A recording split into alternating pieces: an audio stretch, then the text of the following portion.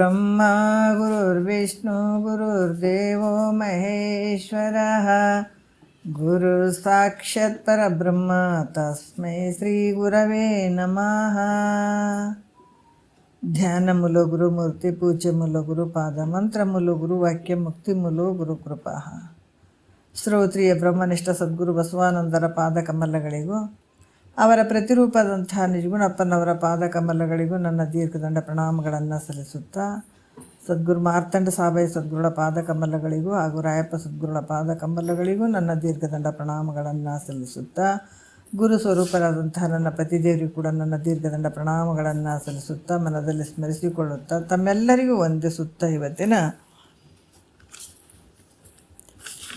ಕೈವಲ್ಯ ಪದ್ಧತಿ ಒಳಗೆ ನೀತಿ ಕ್ರಿಯೆ ಚರ್ಯ ಸ್ಥಳದ ಇವತ್ತಿನ ಆಧಾರದ ವಿಷಯ 18ನೆಯ ಪದ ಶುರುವಾಗ್ಯದ.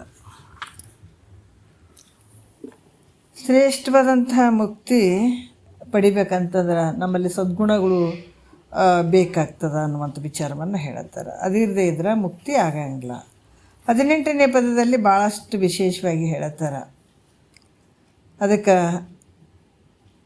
ಮುಕ್ತಿಯನ್ನು ಬಯಸುವಂತಹ ಅಪೇಕ್ಷೆಯನ್ನು ಮಾಡುವಂತಹ ಮುಮುಕ್ಷುಗಳು, ಆ ಮುಮುಕ್ಷುಗಳು ಯಾವ ದಾರಿಯಲ್ಲಿ ಹೋದಾಗಿಂತ ಒಂದು ಮುಕ್ತಿ ಆಗ್ತದೆ ಅನ್ನುವಂಥ ಒಂದು ಮಾರ್ಗ ಹೇಳಿಕೊಡುವಂಥದ್ದೇ ಮಹಾತ್ಮರು ಹೇಳಿದಂಥದ್ದೇ ಕೈವಲ್ಯ ಪದ್ಧತಿ. ಈ ಕೈವಲ್ಯ ಪದ್ಧತಿ ಒಳಗೆ ಸುಮ್ಮದಾಗದು ಅರಿವಿನಿಂದವೇ ಮುಕ್ತಿ, ನೆಮ್ಮಿಲೆ ಸೆನಿಸುವ ಗುಣಗಣವಿಲ್ಲದವನಿಗೆ ಅಂತ ಹೇಳ್ತಾ ಇದ್ದಾರೆ. ಸುಮ್ಮನೆ ಆಗಂಗಿಲ್ಲ, ಸುಮ್ಮನೆ ಆಗಿಬಿಡ್ತದೆ ಮೋಕ್ಷ ಮುಕ್ತಿ ಸುಮ್ಮನೆ ಆಗ್ತದೆ ಏನಪ್ಪ ಅಂದ್ರೆ ಆಗಂಗಿಲ್ಲ. ಅದಕ್ಕೆ ಅಲ್ಲಿ ಸದ್ಗುಣಗಳು ಬೇಕಾಗ್ತವ ಅಂತ ಹೇಳುತ್ತಾರೆ. ಇಂದಿನ ವಿಚಾರದಲ್ಲಿ ಒಂದು ಸ್ವಲ್ಪ ಬಂದು, ಯಾಕಂತಂದ್ರೆ ಸುಮ್ಮನೆ ಮುಕ್ತಿ ಆಗಿಬಿಡ್ಲಪ್ಪ ಜಗತ್ತಿನೊಳಗೆ ಭಾಳ ಚೆನ್ನ ಹೇಳ್ತಾರೆ, ಬ್ರಹ್ಮ ಸತ್ಯ ಜಗನ್ ಮಿಥ್ಯ ಅಂತ ಹೇಳ್ತಾರಲ್ರಿ. ಅಷ್ಟೇ ಆದ್ರೆ ಆಗಿಬಿಡ್ತಲ್ರಿ. ಈಗ ಒಂದು ಹಣ್ಣಿಂದು ಬೀಜ ತೊಗೊಂಡ್ರಿ, ಇಲ್ಲರಿ ಇದು ಮಾವಿನ ಗಿಡ ಇಟ್ಟು ಬೆಳೀತದೆ, ಇಟ್ಟು ಎಲೆ ಆಗ್ತದೆ, ಇಟ್ಟು ಹೂವು ಆಗ್ತದೆ, ಇಟ್ಟು ಕಾಯಿ ಆಗ್ತದೆ, ಹಣ್ಣು ಆಗಿಬಿಡ್ತದಲ್ರಿ ಅಂದ್ರೆ ಹಾಗೆ ಬಿಡ್ತೇನೆ ಅದು. ಅದಕ್ಕೆ ಹಂಗಾಗಕ್ಕೆ ಬರೋಂಗಿಲ್ಲಪ್ಪ. ಅದಕ್ಕೆ ಇಲ್ಲಿ ಕೆಲವೊಂದು ಭಾಳಷ್ಟು ಪ್ರೊಸೆಸ್ ಇರ್ತಾವೆ. ಮುಕ್ತಿ ಆಗ್ಬೇಕಂತ ಅನ್ನುವಂಥದ್ದು ಕೂಡ ಆ ದಾರಿ ನಡಿಬೇಕಾಗ್ತದೆ. ಈಗ ಇಲ್ಲಿಂದ ನಾವು ಬೆಂಗಳೂರು ಐತಪ್ಪ ಇಟ್ಟು ದೂರ ಐತೆ ಅಂತ ಅನ್ಕೊಂತ ಕುಂತ್ರೆ ಬೆಂಗಳೂರು ಮುಡ್ತೀವೇನೋ, ಇಷ್ಟು ಕಿಲೋಮೀಟ್ರ್ ಐತೆ ಅಂತ ಗೊತ್ತು ನಮಗೆ, ಆದರೂ ಕೂಡ ಬೆಂಗಳೂರು ಬಂದು ಬಿಡ್ತೇನೋ ಇಲ್ಲ. ನಾವೇನು ಮಾಡ್ಬೇಕಾದ್ರೆ ನಡಿಬೇಕಾಗ್ತದೆ. ಅದೇ ರೀತಿ ಕೂಡ ಮುಕ್ತನಾಗಬೇಕಾದ್ರೆ ನಾವು ಸದ್ಗುಣಗಳನ್ನು ನಾವು ಸಂಪಾದಿಸ್ಕೋಬೇಕಾಗ್ತದೆ. ಮತ್ತು ಶಮ ಧಮ ತಿತಿಕ್ಷೆ ಉಪರತಿ ಶ್ರದ್ಧಾ ಸಮಾಧಾನ ಮೊದಲೆರಡು ವಿವೇಕ ವೈರಾಗ್ಯ ಇವು ಭಾಳ ಮುಖ್ಯ ಆಗ್ತಾವೆ. ಅದಕ್ಕಾಗಿ ಈ ರೀತಿಯಾಗಿ ಮಾಡಿಕೊಂಡಾಗ ನಿನಗಂತ ಮೋಕ್ಷ ಅನ್ನುವಂಥದ್ದು ಆಗ್ತದೆ ಅಂತ ಹೇಳ್ತಾರೆ. ಮತ್ತು ಇನ್ನೂ ಒಂದನೇ ನುಡಿಯಲ್ಲಿ ಬಹಳ ಅದ್ಭುತವಾಗಿ ಹೇಳ್ತಾರೆ. ಏನಂತಂದ್ರೆ ಜ್ಞಾನವನ್ನು ನಾವು ಪಡ್ಕೊಳ್ಬೇಕಾದ್ರೆ ಅವುಗಳ ಯಾವ ಗುಣಗಳು ಇರಬೇಕು ನಮಗೆ ಸ್ಪೆಷಲ್. ಯಾಕಂದರೆ ಕೆಲವರಿಗೆ ಮಾರ್ಗನೇ ಗೊತ್ತಿರಂಗಿಲ್ಲ. ಹೆಂಗಂತಂದ್ರೆ ಮೋಕ್ಷ ಅನ್ನುವಂಥದ್ದು ಈಗಾಗಲೇ ಹೇಳಿದ್ದಾರೆ. ಯಾವ ರೀತಿ ಅಂತಂದ್ರೆ ಸಾಲೋಕ್ಯ, ಸಾರೂಪ್ಯ, ಸಾಮೀಪ್ಯ, ಸಾಯುಜ್ಯ ಇವು 4 ರೀತಿಯಿಂದ ಇರ್ತಾವೆ. ನೀ ಏನೇನು ಮಾಡ್ತೀವಿ ಅದಕ್ಕೆ ಆಯಾ ರೀತಿಯಿಂದ ಮುಕ್ತಿ ಅನ್ನುವಂಥದ್ದು ಹೇಳ್ತಾರೆ ಅದಕ್ಕೆ. ಆದರೆ ಇಲ್ಲಿ ಜ್ಞಾನ ಅಂದ್ರೆ ಸದಾಕಾಲ ಆನಂದವಾಗಿರುವಂಥದ್ದು, ಸಾಯುಜ್ಯ ಮುಕ್ತಿ ಪಡೆಯುವಂಥದ್ದು ಭಾಳ ಶ್ರೇಷ್ಠವಾಗಿರುವಂಥದ್ದು. ಇಲ್ಲಿ ಕೂಡ ಜ್ಞಾನಕ್ಕೋಸ್ಕರವಾಗಿ ನಾವು ಮಾಡಬೇಕಾದಂಥ ಕೆಲವು ಗುಣಗಳು ಪೈಕಿ ಯಾವದವ, ಮುಖ್ಯವಾಗಿರುವಂಥವು ಯಾವದವ, ಇಂಥ ಊರನ್ನು ತಲುಪಿಸ್ಲಿಕ್ಕೆ ನಮ್ಗೆ ಸಹಾಯ ಮಾಡುವಂಥ ನಮ್ಮ ಗುಣಗಳು ನಾವು ಪ್ರಾಪ್ತಿ ಮಾಡ್ಕೊಳ್ಬೇಕು. ಯಾಕಂದರೆ ಇದು ಪ್ರಯತ್ನಪಟ್ಟು ಮಾಡ್ಕೊಳ್ಬೇಕಾದಂಥದ್ದು. ಅಂಥ ಪ್ರಯತ್ನಪಟ್ಟು ಮಾಡ್ಕೊಳ್ಬೇಕಾದಂಥದ್ದು ಇಂಥದನ್ನು ಮಾಡ್ಕೊಂಡಾಗ ನಮಗಿಂಥ ಆನಂದವನ್ನು ಅಥವಾ ಮೋಕ್ಷವನ್ನು ಪಡ್ಕೊಳ್ಳೋಕೆ ಸಾಧ್ಯ ಅದನ್ನುವಂಥದ್ದಕ್ಕೆ ಗುರುವಾಕ್ಯದಲ್ಲಿ ಸಿಗ್ತಾವೆ. ಅದಕ್ಕೆ ಹೊರತು ಬೇರೆ ಎಲ್ಲೂ ಸಿಗಂಗಿಲ್ಲ. ಅದಕ್ಕೆ ಈ ಮಾರ್ಗದಾಗ ಈ ರೀತಿ ನೀವು ಮಾಡ್ಕೊಂಡು ಹೋದಾಗ ಅಂಥ ಮುಕ್ತಿಯನ್ನು, ಸದಾಕಾಲ ಆನಂದವನ್ನು ಅಥವಾ ಅತ್ಯಂತ ದುಃಖ ನಿವೃತ್ತಿ ಪರಮಾನಂದ ಪ್ರಾಪ್ತಿ ಮಾಡ್ಕೊಳ್ಳೋಕೆ ಸಾಧ್ಯ ಆಗ್ತದೆ ಅನ್ನುವಂಥ ಕೆಲವು ವಿಚಾರಗಳನ್ನು ಭಾಳ ಅದ್ಭುತವಾಗಿ ಹೇಳ್ತಾರೆ.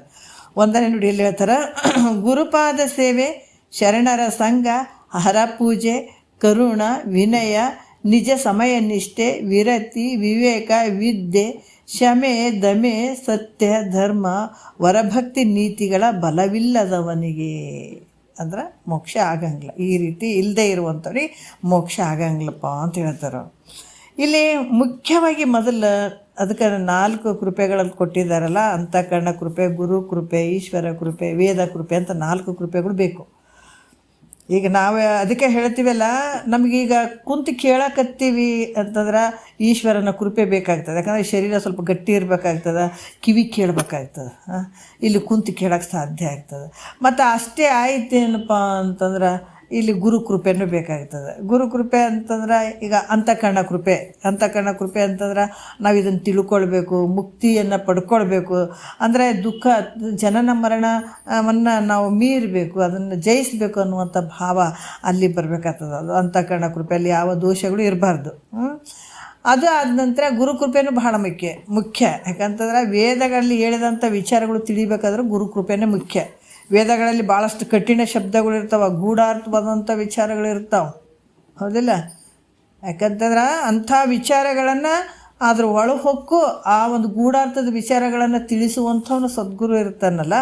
ಹಾಗಾಗಿ ಇಲ್ಲಿ ಸದ್ಗುರುವಿನ ಕೃಪೆ ಭಾಳ ಮುಖ್ಯ. ವೇದ ಕೃಪೆ ಅಂದರೆ ಸದ್ಗುರುವಿನ ಕೃಪೆ ಯಾವಾಗ ಆಯಿತು ಅಂದಾಗ ವೇದ ಕೃಪೆನೂ ಆಗ್ತದೆ. ಅಲ್ಲಿ ವಿಚಾರಗಳು ನಮ್ಗೆ ತಿಳಿಲಕತ್ಯಾವ ಅಂತಂದ್ರೆ ನಮಗೆ ಈಗ ಗುರುಗಳು ಹೇಳಕತ್ತಾರೆ, ನಮ್ಮ ಕೆಲವೊಂದು ವಿಚಾರಗಳು ನಮ್ಗೆ ಅರ್ಥ ಆಗಕತ್ಯಾವ, ನಮ್ಗೆ ಖುಷಿ ಆಗಕತ್ತಿದ್ದನ್ನು ಕೇಳಿ ಅಂತಂದ್ರೆ ಅದು ವೇದ ಕೃಪೆನೂ ಆಗ್ಯದ ಅಂತ ತಿಳ್ಕೊಬೇಕು. ಈಗ ನಾವು ಕುಂತು ಕೇಳಕತ್ತೀವಿ ರೀ, ಭಾಳ ಚಂದ ಎಲ್ಲ ನಮ್ಗೆ ಅರ್ಥ ಆಗಕತ್ತಿದ್ರೆ ನಮ್ಗೆ 4 ಕೃಪೆಗಳು ಆಗ್ಯಾವ ಅಂತಲೇ ತಿಳ್ಕೊಬೇಕು. ಹಂಗಾದಾಗ ಮಾತ್ರ ಇದು ವಿಚಾರಗಳು ಗೊತ್ತಾಗ್ತಾವೆ, ಇಲ್ಲಾಂದ್ರೆ ಆಗಂಗಿಲ್ಲ. ಅದಕ್ಕೆ ಇಲ್ಲಿ ಫಸ್ಟ್ ನಮಗಿಂತ ಮೋಕ್ಷಕ್ಕೆ ನಾವು ಪಡ್ಕೊಳ್ಬೇಕು ಅನ್ನುವಂಥದ್ರೆ ಮುಮುಕ್ಷುಗಳು ಏನು ಮಾಡ್ಬೇಕಂದ್ರೆ ಅವರು ವಿಶೇಷವಾಗಿ ಹೇಳ್ತಾರೆ ಗುರುಪಾದ ಸೇವೆ. ಮತ್ತು ಯಾರು ಸೇವೆ ಮಾಡ್ಬೇಕಂದ್ರೆ ಶ್ರೋತ್ರಿಯ ಬ್ರಹ್ಮನಿಷ್ಠ ಸದ್ಗುರುಗಳ ಒಂದು ಪಾದ ಸೇವೆಯನ್ನು ಮಾಡುವಂಥದ್ದು ಭಾಳ ಮುಖ್ಯ. ಯಾಕಂತಂದ್ರೆ ಅನಂತ ಜನ್ಮಗಳಲ್ಲಿ ಇದು ಏನಾಗ್ಯದಪ್ಪ ಅಂತಂದ್ರೆ ಭಾಳಷ್ಟು ಶರೀರಗಳನ್ನು ತೊಟ್ಕೊಂಡು ಬಂದು ಅಂದ್ರೆ ಇದು ಭವಸಾಗರ ಅಂತ ಹೇಳ್ತಾರೆ. ಈ ಭವಸಾಗರದಲ್ಲಿ ಬಿದ್ದು ಭಾಳಷ್ಟು ದುಃಖವನ್ನು ಹೊಂದ್ತಾ ಇರುವಂಥ ಈ ಒಂದು ಮುಮುಕ್ಷು ಅದಕ್ಕೆ ಈ ಭವ ಸಮುದ್ರದಿಂದ ಪಾರು ಮಾಡ್ತಾನೆ. ಅದಕ್ಕೆ ಅದರ ಅಂದು ಹಿಂದೆನ್ನದೆ ಬಂಧನ ಕಳಿಯೋ ತಂದೆ ಮಾತಂಡರ ಪಾದವ ಪಿಡಿಯೋ ಬಂಧದ ವೈದ್ಯ ಶ್ರೀ ಗುರುವಿನ ಅರಿಯೋ ಸಂಸಾರ ತಿಳಿಯೋ ನೀ ಕನಸಿನ ಪರಿಯೋ. ಸದ್ಗುರುನಾಥ ನೋಡ್ರಿ, ಆತ ಏನು ಮಾಡ್ತಾನಪ್ಪ ಅಂದ್ರೆ ನಿನ್ನ ಭವಸಾಗರದಿಂದ ಪಾರು ಮಾಡ್ತಾನೆ. ಆತ ನೀನು ಕೇಳಕ್ಕೆ ಬಂದು ಆತನ ಪಾದಕ್ಕೆ ಶರಣಾಗತನಾದಾಗ ನಾಳೆ ಬಾ ನಾಡ್ದು ಬಾ ಅಂತಾನೆ ಅನ್ನಂಗಿಲ್ಲ. ಯಾಕೆ ಅನ್ನಂಗಿಲ್ಲ ಅಂದ್ರೆ ಶರೀರ ಗುರುವಿಂದೂ ಶರೀರ ಶಾಶ್ವತ ಅಲ್ಲ, ಶಿಷ್ಯಂದು ಶಾಶ್ವತ ಅಲ್ಲ. ಹಾಗಾಗಿ ಆತ ಅಂದು ಹಿಂದೆನ್ನದೆ ನಾಳೆ ನೋಡ್ತೀನಿ ನಾಡ್ದು ನೋಡ್ತೀನಿ ಅಂತ ಅನ್ಕೂಡ್ದು. ತಕ್ಷಣದಲ್ಲೇ ಯಾವಾಗ ನನಗೆ ಹೇಳಪ್ಪ ಇಂಥದನ್ನು ನಾ ತಿಳ್ಕೊತೀನಿ ಅಂತಂದಾಗ ಸದ್ಗುರುನಾಥ ಹೇಳಬೇಕು. ಹಾಗಾಗಿ ಅಂಥ ದುಃಖದಿಂದ ಪಾರು ಮಾಡುವಂಥ ಒಂದು ಶಕ್ತಿ ಸದ್ಗುರುವಿಗೆ ಐತೆ. ಅದಕ್ಕೆ ಅವ್ರ ಸೇವೆಯನ್ನು ಮಾಡಿ ಅವರನ್ನು ಅವ್ರ ಸೇವೆ ಮಾಡಿದಾಗ ಅವ್ರ ಕೃಪೆಯನ್ನು ಪಡ್ಕೊಂಡು ಅವ್ರ ಕೃಪೆಯಿಂದ ನಮಗೇನಾಗ್ತದೆ ಅಂತಂದ್ರೆ ಅವರು ಭಾಳಷ್ಟು ಸಂತುಷ್ಟರಾದರು. ಎಂಥ ಶಿಷ್ಯನಪ್ಪ, ಏನು ಸೇವೆ ಮಾಡ್ತಾನೆ ಅನ್ನುವಂಥ ಒಂದು ಭಾವ ಅವ್ರಿಗೆ ಒಂದು ಕರುಣೆ ಬಂತು ಅಂದಾಗ ನೀ ಗೆದ್ದಂಗೆ ಅಂತಾರೆ ಮಹಾತ್ಮರು. ನೀ ಗೆದ್ದಂಗೆ ಅವಾಗ ಏನಾಗ್ತದ್ರೆ ಅವ್ರಿಗೆ ತತ್ವೋಪದೇಶವನ್ನು ಮಾಡ್ತಾನೆ. ಇಲ್ಲಾಂದ್ರೆ ಯಾಕೆ ಮಾಡ್ತಾನೆ? ಗಂಟು ಹಾಕೊಂಡು ಕುಂದಿರ್ತಾನೆ ಚೆಂದಾಗಿ. ಅದು ಉಪದೇಶ ಮಾಡೋಕ್ಕೆ ಹೋಗಂಗಿಲ್ಲ.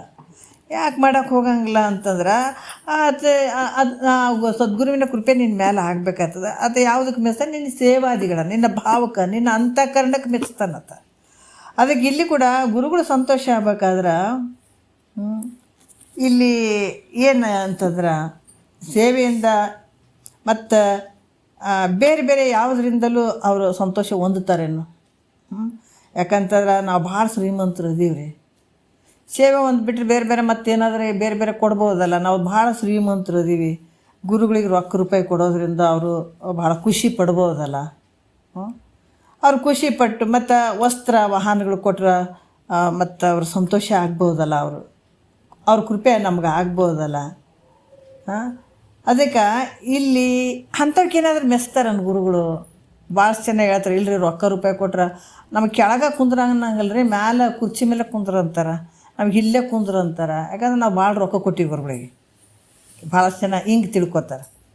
ಸದ್ಗುರುವಿನ ಕೃಪೆ ಆಗ್ಬೇಕಾದ್ರೆ ಒಂದು ಅವ್ರಿಗೆ ರೊಕ್ಕ ಭಾಳ ಕೊಟ್ಟೀವಿ, ರೂಪಾಯಿ ಭಾಳ ಕೊಟ್ಟೀವಿ, ಮತ್ತು ವಸ್ತ್ರ ವಾಹನಗಳನ್ನು ಕೊಟ್ಟೀವಿ, ಮತ್ತು ಅವ್ರ ಕೃಪೆ ಆಗ್ತದ್ರಿ. ನಾವು ಮತ್ತು ದೊಡ್ಡ ಶ್ರೀಮಂತರದೀವಿ ಅಂತ ನೀನೇನಾರು ಮೆರೆದಾಡಿದೆ ಅಂತಂದ್ರೆ ಅವ್ರ ಕೃಪೆ ಆಗ್ತದೆ ತಿಳ್ಕೊಂಡು ಏನು ಇಲ್ಲ. ಸದ್ಗುರುವಿನ ಕೃಪೆ ಯಾವುದಕ್ಕೆ ಆಗ್ತದ್ರೆ ನಿನ್ನ ಶುದ್ಧವಾದ ಅಂತಃಕರಣ, ನಿನ್ನ ಭಕ್ತಿ. ನಿನ್ನ ಭಕ್ತಿ ಅದು ಒಂದು ನೋಡ್ತಾರೆ. ಭಕ್ತಿ ಸೇವೆ ಮಾಡಿದ್ದಾದ್ರೆ ಮಾತ್ರ ಭಾಳಷ್ಟು ಸಂತೋಷ ಪಡ್ತಾನೆ. ಅದಕ್ಕೆ ಹೆಂಗಪ್ಪ ಕೆಲವು ವಿಚಾರಗಳನ್ನು, ಬಹಳಷ್ಟು ವಿಚಾರಗಳನ್ನು ಹೇಳ್ತಾರೆ ಇಲ್ಲಿ ಕೂಡ. ಅದಕ್ಕೆ ಗುರು ಯಾವುದಕ್ಕೆ ಒಲಿತಾನಪ್ಪ ಅಂತಂದ್ರೆ, ನೀನು ನಿಷ್ಕಾಮ ಭಕ್ತಿಯಿಂದ ಸೇವಾದಿಗಳನ್ನು ಮಾಡಬೇಕು. ನೀ ಮಾಡ್ತೀನಿ ಅಂತ ಭಾಳಷ್ಟು ಜನ ಹೇಳ್ತಾರೆ. ನೀ ಮಾಡಿದ್ದು ಕೂಡ ನಿನಗೆ ತಲೆಗಿರಬಾರ್ದು. ಅಂದ್ರೆ ಗುರು ಸೇವೆ ಮಾಡ್ತೀವಿ. ಎಷ್ಟೋ ಜನ ಹೇಳ್ತಾರೆ, ಇಲ್ರಿ ನಾವು ಗುರುಗಳು ಸೇವೆ ಮಾಡ್ತೀವಿ ರೀ, ಇಷ್ಟು ಮಾಡ್ತೀವಿ ರೀ, ಅಷ್ಟು ಮಾಡ್ತೀವಿ ರೀ ಅಂತ. ಅದು ಕೂಡ ನಿನಗೆ ನೆನಪಿರಬಾರ್ದು. ಏನು ಮಾಡಿದ್ದಾದ್ರೂ ಯಾರಿಗೂ ಹೇಳಕ್ಕೆ ಹೋಗ್ಬಾರ್ದು. ನೀ ಮಾಡಿದ್ದು ಕೂಡ ಮನಸ್ಸಿನಾಗೂ ಉಳಿಬಾರ್ದು ಅದು ಮಾಡಿದ್ದು. ಮತ್ತು ಗುರುಗಳ ಮುಂದೆ ಮಾತ್ರ ನಾನು ಚಂದ ಮಾಡ್ತೀನಿ ರೀ, ಹಿಂದ್ಗಡೆ ನಾನು ಅಯ್ಯೋ ಹಂಗೆ ಮಾಡ್ಬೇಕೇನ್ರಿ, ಹಿಂಗೆ ಮಾಡ್ಬೇಕೇನ್ರಿ ಅಂತ ನಾನು ಮಾತಾಡ್ಕೋತೀನಿ ಅಂದ್ರೆ ಸಾಧ್ಯನೇ ಇಲ್ಲ. ಹಾಗೇನಾರ ಮಾತಾಡ್ಕೊಡುವಂಥ ವ್ಯಕ್ತಿ ಇದ್ರೆ ಅಧಿಕಾರಿನೇ ಆಗಂಗಿಲ್ಲ ಜ್ಞಾನಕ್ಕೆ. ಅದಕ್ಕೆ ಹೊರಗೆ ಒಂದಾಗಬೇಕು. ಹೊರಗೆ ನೀನು ಮಾಡೋ ಸೇವೆ ನೋಡ್ತಾನತ್ತ. ನೀನು ಯಾರಿಗೆ ಹೇಳಲಾರ್ದ ಸುಮ್ಮನೆ ಮಾಡಿದ್ರು ಕೂಡ ಭಗವಂತ ನೋಡ್ತಿರ್ತಾನೆ. ಆ ಗುರುಗಳಿಗೆ ಗೊತ್ತಾಗ್ತದೆ. ಹಾಗಂತೇನೆ ರಾಮಕೃಷ್ಣ ಪರಮಹಂಸರು ಸಾವಿರಾರು ಮಧ್ಯೆ ಕೂತ್ಕೊಂಡಂತ ವಿವೇಕಾನಂದರಿಗೆ ಎಲ್ಲರೂ ಲೈನ್ ಎತ್ತಿ ನಮಸ್ಕಾರ ಮಾಡಬೇಕಾದಾಗ ವಿವೇಕಾನಂದರು ಬಂದ ತಕ್ಷಣ ಬಾ ಮಗು ನಿನಗಾಗಿ ಕಾಯ್ತಾ ಇದ್ದೆ ಅಂದ್ರಂತ ನೋಡ್ರಿ.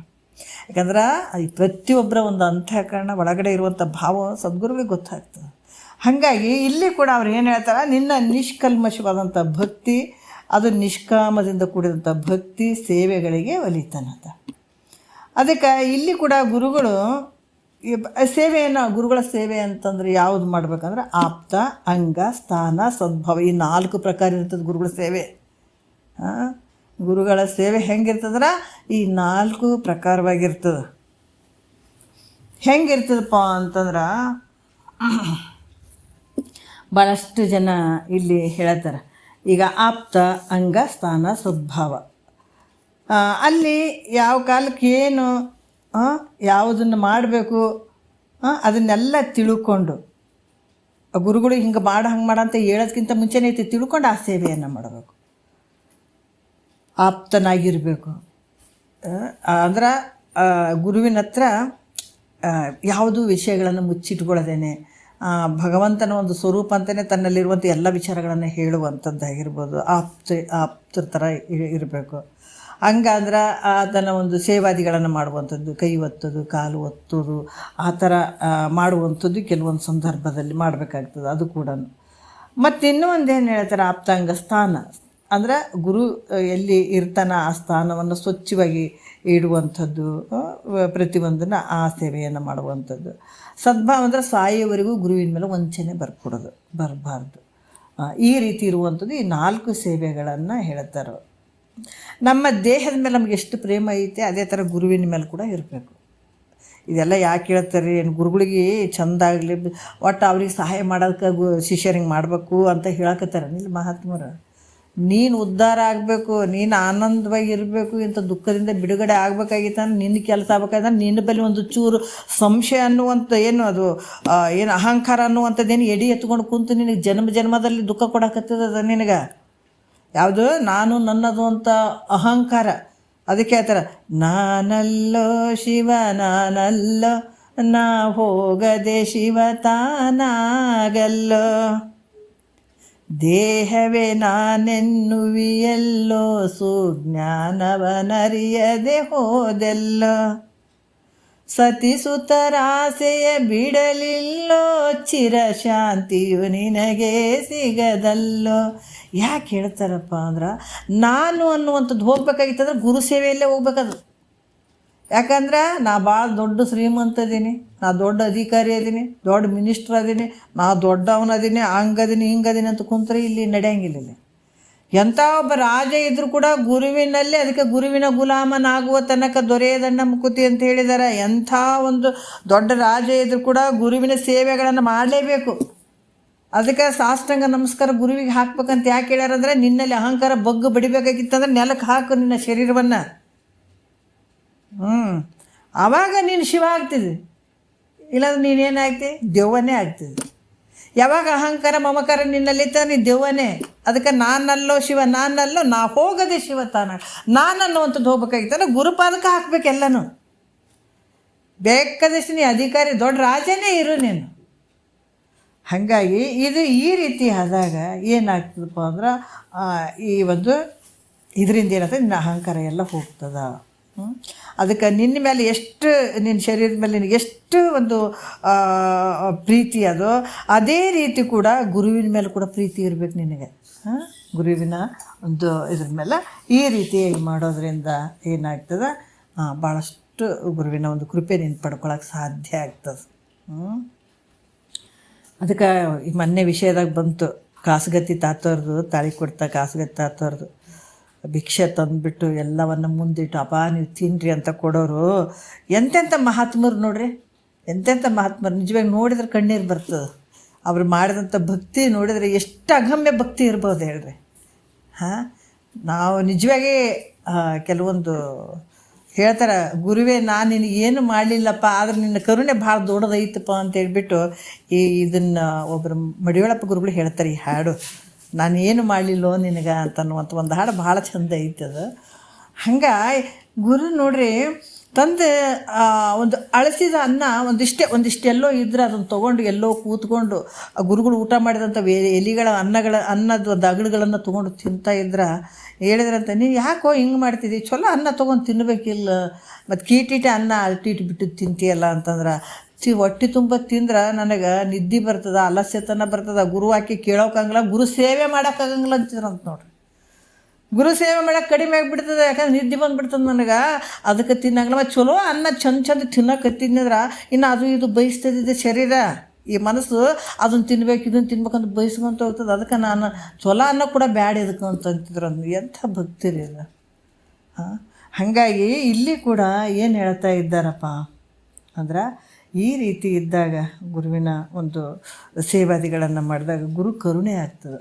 ಹಂಗಂತಲೇ ಹುಷಾರಿರ್ಲಾರ್ದ ಜ್ವರ ಭಾಳ ಬಂದು ಕಾಸುಗತ್ತಿ ತಾತವರು ಅಂಥ ಕಾಡಿಗೆ ಹೋದಾಗ ಗುರುನಾಥನೇ ಹುಡ್ಕೊಂಡು ಹೋದ್ರು ನೋಡ್ರಿ. ಇದು ಎಂಥದ್ದು, ಶಿಷ್ಯ ಗುರುವಿನ ಹುಡ್ಕೊತ ಹೋಗ್ಬೋದು ಎಲ್ಲಿದ್ದಾರೆ ಅಂತೇಳ್ಬಿಟ್ಟು, ಆದ್ರೆ ಗುರು ಶಿಷ್ಯನ ಹುಡ್ಕೊತ ಹೋಗ್ಯಾನಂದ್ರೆ ಎಂಥ ಭಕ್ತಿ ಇರೋದು ಬೇಡ್ರಿ, ಅದು ಗೆದ್ದೇ ಬಿಟ್ರು. ಹಾಗಾಗಿ ಇಲ್ಲಿ ಭಾಳ ವಿಚಾರಗಳನ್ನು ಹೇಳ್ತಾರೆ. ಈ ರೀತಿ ಮಾಡಿಕೊಂಡು ಅವರು ಮಹಾತ್ಮರಾಗಿ ಬಿಟ್ಟಾರ್ರಿ. ಅದಕ್ಕೆ ಗುರು ಯಾವುದಕ್ಕೆ ಒಲಿತಾನಂದ್ರೆ ನಿನ್ನ ನಿಜವಾದ ಒಂದು ನಿಷ್ಕಲ್ಮಶವಾದಂಥ ಭಕ್ತಿಗತ ಒಲ್ದ್ರಂದ್ರೆ ಗೆದ್ದ ಬಿಟ್ಟು ಜನ್ಮನೇ ಗೆದ್ದು ಬಿಟ್ಟೆ ಅಂತಾರೆ ಅವರು. ಒಂದಲ್ಲ ಅನಂತ ದುಃಖಗಳು ಏನದಾವ, ಅತ್ಯಂತ ದುಃಖ ನಿವೃತ್ತಿ ಪರಮಾನಂದದ ಸ್ಥಿತಿ ಅಂತ ಹೇಳ್ತಾರಲ್ಲ. ಪರಮಾನಂದ ಅಂದರೆ ಏನಂದ್ರೆ, ಈಗ ನಾವೆಲ್ಲ ವಿಷಯಾದಿಗಳ ಸುಖ ಅಂತ ಹೇಳ್ತೀವಲ್ಲ, ಆನಂದ ಅಂತ ಹೇಳ್ತೀವಲ್ಲ, ಅದು ಎಲ್ಲವೂ ಆ ಪರಮಾನಂದದಲ್ಲಿ ಗರ್ಭೀಕೃತ ಆಗಿರ್ತದೆ, ಅದರಲ್ಲೇ ಮುಳುಗಿರ್ತಾವೆಲ್ಲ. ಎಲ್ಲಕ್ಕೂ ಶ್ರೇಷ್ಠವಾಗಿರುವಂಥ ಪರಮಾನಂದ ಅಲ್ಲಿ ಯಾವ ಹಂಗ ಹಿಂಗಂತ ಏನಿಲ್ಲ, ಎಲ್ಲ ಕಾಲಕ್ಕೆ ಆನಂದವಾಗಿರುವಂಥದ್ದು ಶ್ರೇಷ್ಠವಾದಂಥ ಆನಂದ ಪರಮಾನಂದ. ಹಾಗಾಗಿ ಅಂಥ ಒಂದು ಸ್ಥಿತಿ ತಂದು ಕೊಡ್ತದೆ ಗುರು ಸೇವೆ, ಗುರುವಿನ ಕೃಪೆ ಮುಂದೆ ನಿನಗೆ ಸಾಮಾನ್ಯ ಅಲ್ಲ. ಯಾಕಂದ್ರೆ ಅದ್ರಾಗೊಂದು ಚೂರು ನೋಡ್ರಿ, ನಮ್ಗೆ ಒಂದು ಚೂರು ನಿದ್ದೆ ಮಾಡಬೇಕಾದಾಗ ಒಂದು ಸ್ವಲ್ಪ ಚಿಂತೆ ಐತ್ರಿ, ನನಗೆ ಯಾವುದೋ ಒಂದು ನೋವು ಐತ್ರಿ ಅಂದ್ರೆ ನಮಗೆ ನಿದ್ದೆ ಆಗ್ತದೆ ಅನ್ನೋದು ಗಾಢವಾದ ನಿದ್ದೆ ಆನಂದ ಅನ್ನಿಸ್ತದೆ. ಇಲ್ಲರಿ ನಿದ್ದಿನೇ ಬರೋಲ್ರಿ, ನಮಗೆ ಭಾಳ ತ್ರಾಸಾಗ್ಯದ್ರಿ ಅಂತ ಹೇಳಿದ್ರು. ಯಾವಾಗ ನಮ್ಮ ನೋವು ಅನ್ನುವಂಥ ಮನಸ್ಸು ಭಾಳ ನೋವು ಅನ್ಭವಿಸಕತ್ತದ ಈ ಮನಸ್ಸು, ಆ ಮನಸ್ಸು ಲಯ ಆಗಬೇಕು, ಹೌದಲ್ಲ. ನಾನು ಅನ್ನುವಂಥದ್ದು ಸಂಪೂರ್ಣ ಲಯ ಆಗಬೇಕು. ಈ ಜಗತ್ತು ಲಯ, ಇವ್ಯಾವ ಹೆಂಡತಿ ಮಕ್ಕಳು ರೊಕ್ಕ ರೂಪಾಯಿ ಎಲ್ಲ ಹೋಗ್ಬೇಕು ನಮ್ಮ ಮನಸ್ಸಿನಲ್ಲಿ. ಎಲ್ಲ ಆ ಮನಸ್ಸು ಪೂರ್ತಿ ಲಯ ಆಯ್ತು ಅಂದಾಗ ಅವಾಗ ನಿದ್ದೆ ಆಗ್ತದೆ ನಮ್ಗೆ ಚಂದ, ಹೌದಲ್ಲ. ಹಾಗಾಗಿ ಇಲ್ಲಿ ಮುಕ್ತನಾಗಬೇಕಾದ್ರೂ ಕೂಡ ನಮ್ಮಲ್ಲಿ ಅಹಂಕಾರ ಒಂದು ಚೂರು ಉಳಿಬಾರ್ದು. ಗುರು ಸೇವೆ ಮಾಡ್ತೀಯ, ಭಗವಂತನ ಸೇವೆ ನೀನು ಮನಸ್ಸಿನಲ್ಲಿ ಮಾಡಿದಿನ ಅನ್ನೋ ಕೂಡ ನೆನಬಾರ್ದು. ಅದಕ್ಕೆ ಮಹಾತ್ಮರು ಹೇಳ್ತಾರೆ, ಹರಸದೆ ಗುಣದೋಷವನ್ನು ಗುರುವರ ನೋಡು ನೆರೆ ಭಕ್ತಿ ಮಾಡಲ್ಲ ಹುದು ಮುಕ್ತಿ ಅಂತ ಹೇಳಿದಾರೆ ನಿಜಗೊಂಡ್ರು.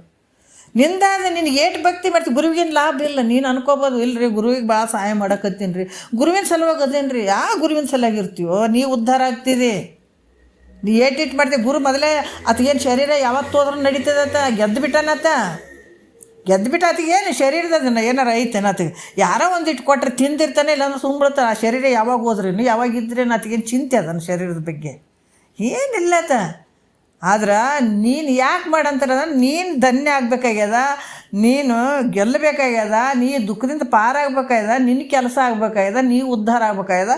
ಈ ಉದ್ಧಾರ ಆಗಿದ್ರೆ ನಿನ್ನ ಗುರುವಿನ ಕೃಪೆ ಈ ರೀತಿ ಆದಾಗ ನೀನು ಉದ್ಧಾರ ಆಗ್ತಿದೆ. ಅದಕ್ಕೆ ನಿನ್ನ ಬಳಿ ಇಂಥವು ಯಾವ ಗುಣಗಳು ಇರಬಾರ್ದು. ಅಹಂಕಾರ ಮಮಕಾರ ಇರ್ಬೋದು. ಅಹಂಕಾರ ನಮ್ಮಲ್ಲಿ ಸಂಪೂರ್ಣ ನಿಲ್ಲಿ ಹೋಗಿಬಿಡ್ಬೇಕು.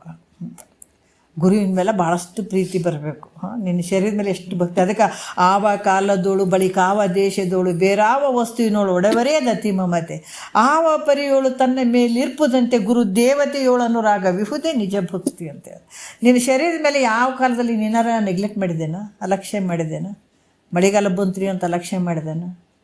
ಚಳಿಗಾಲ ಬಂತು ಅಲಕ್ಷ್ಯ ಮಾಡಿದ್ದೇನೆ, ಬ್ಯಾಸಿಗೆಗಾಲ ಬಂತ್ರಿ ಅಂತ ಮಾಡಿದೆ. ಮೂರೂ ಕಾಲದಲ್ಲಿ ಯಾವ ದೇಶಕ್ಕೆ ಹೋದ್ರೂ ಕೂಡ ಸರಿ ನನ್ನ ಬಗ್ಗೆ ನಾನು ಭಾಳಷ್ಟು ಪ್ರೀತಿ ಮಾಡ್ತೀನಿಲ್ಲ. ಅದ್ರಂಗೆ ಬಿಡದೆ ಸದ್ಗುರುವಿನ ಮೇಲೆ ಇಟ್ಟಂಥ ಪ್ರೀತಿ ಇತ್ತು ಅಂತಂದ್ರೆ ಅದು ನಿಜ ಭಕ್ತಿ ಅಂತ ಅನಿಸ್ಕೊಳ್ಳೋದು. ಈ ರೀತಿಯಾಗಿ ಮುಮುಕ್ಷಿ ಆದಂಥವನಿಗೆ ಇದು ಭಾಳ ಯೋಗ್ಯ ನೋಡ್ರಿ. ಇದಕ್ಕೇನು ರೊಕ್ಕ ರೂಪಾಯಿ ಹಾಕಿ ಈ ಮುಕ್ತಿ ಪಡ್ಕೊಳ್ಬೇಕಂತ ಏನಿಲ್ಲ. ನಿಮ್ಮ ಮನಸ್ಸು ಬದಲಾವಣೆ ಆಗ್ಬೇಕಾಗ್ಯದ ಅಷ್ಟೇ.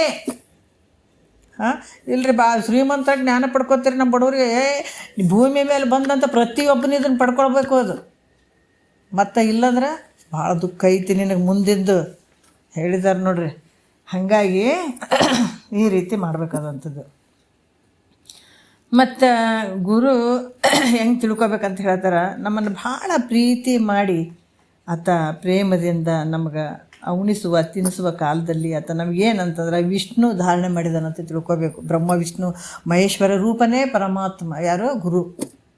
ಸದ್ಗುರು ಬ್ರಹ್ಮ ವಿಷ್ಣು ಮಹೇಶ್ವರ ರೂಪ. ಅದಕ್ಕೆ ಗುರುವಿಗೆ ಯಾಕಂದ್ರೆ ನ ಗುರುರ್ ಅಧಿಕಮ್ ಅಂತ ಐತೆ. ಗುರು ಜಗತ್ತಿನೊಳಗೆ ಗುರುವಿಗಿಂತ ಅಧಿಕವಾದಂಥ ಜಗತ್ತಿನೊಳಗೆ ಯಾವುದೂ ಇಲ್ಲ ಅಂತ ಹೇಳಿದಾರ. ಯಾಕೆ ಹೇಳಿದಾರಂದ್ರೆ ಶಿವನನ್ನು ತೋರಿಸುವಂಥ ತಾಕತ್ತು, ದೇವ್ರಿಗೆ ತೋರಿಸುವಂಥ ಶಕ್ತಿ ಯಾರಿಗೈತೆ? ಸದ್ಗುರುವಿಗೆ ಮಾತ್ರ ಐತೆ. ಅದು ನೀವು ಭಾವಬಂಧನದಿಂದ ಪಾರು ಮಾಡುವಂಥ ಶಕ್ತಿ ಸದ್ಗುರುವಿಗೆ ಐತೆ. ಅದು ಎಂಥ ಸದ್ಗುರು ಇರ್ಬೇಕಂತ ನಾವು ಅರ್ಥ ಮಾಡ್ಕೋಬೇಕು. ಶ್ರೋತ್ರಿಯ ಬ್ರಹ್ಮನಿಷ್ಠ ಸದ್ಗುರು. ಮತ್ತು ಅಂತಿಂಥ ಗುರುಗಳಲ್ಲ. ಎಲ್ಲರ ಕಾಲಿಗೆ ದುಃಖನ ಬಿಡೋದು ಅಲ್ಲ ಅಂತಿದ್ರು ಗುರುಗಳು. ಹಾಗಾಗಿ ನಾವು ವಿಚಾರ ಮಾಡ್ಬೇಕು. ಶ್ರೋತ್ರಿಯ ಬ್ರಹ್ಮನಿಷ್ಠ ನಿನ್ನ ಉದ್ಧಾರ ಮಾಡುವಂಥವನು. ಅಂಥ ಗುರು ಇದ್ದನಂತಂದ್ರೆ ನಿನ್ನ ಕೆಲಸ ಆಗ್ತದಪ್ಪ. ಅದಕ್ಕಂತ ಬ್ರಹ್ಮ ವಿಷ್ಣು ಮಹೇಶ್ವರ ರೂಪ ಯಾವುದೊಂದು ಒಂದು ರಾಜಸ ವ್ಯವಹಾರ ಮಾಡುವಂಥ ಸಂದರ್ಭದಲ್ಲಿ, ಯಾಕಂದ್ರೆ 3 ಗುಣಗಳು ಅತಗೂ ಇರ್ತಾವೆ. ನಾವು ತಿಳ್ಕೊಬೇಕು. ಒಬ್ಬ ಗುರು ಅದಾನಂತಂದ್ರೆ ಅಲ್ರಿ ಆತನು ಸಿಟಿಗೆ ಇರ್ತಾನಲ್ರಿ, ಆತನು ವ್ಯವಹಾರ ಮಾಡ್ತಾನಲ್ರಿ, ಆತನು ಬಂಗಾರ ಬೆಳ್ಳಿ ಎಲ್ಲ ಕೈ ತುಂಬ ಉಂಗುರಗಳು ಹಾಕೋತಾನೆ, ಕೊಳ್ಳಾಗ ಲಾಕೆಟ್ಗಳು ಹಾಕೋತಾನೆ, ಎಲ್ಲ ವ್ಯವಹಾರ ಮಾಡ್ತಾನೆ ರೀ. ಆತ ಹೆಂಗ್ರಿ ಗುರು ಆಗ್ತಾನೆ? ಅದಕ್ಕೆ ಹೇಳೋದಿಲ್ಲ, ಕ್ರಮವಾಗಿ ಕೇಳ್ಬೇಕು ಅನ್ನುವಂಥದ್ದು. ಯಾಕಂದ್ರೆ ಅತಿಗೂ ಕೂಡ 3 ಗುಣಗಳು ಇರ್ತಾವೆ. ಇಲ್ಲಂತೆಲ್ಲ ಸತ್ವ ರಜೋ ತಮೋ ಗುಣಗಳು ಇರ್ತಾವೆ.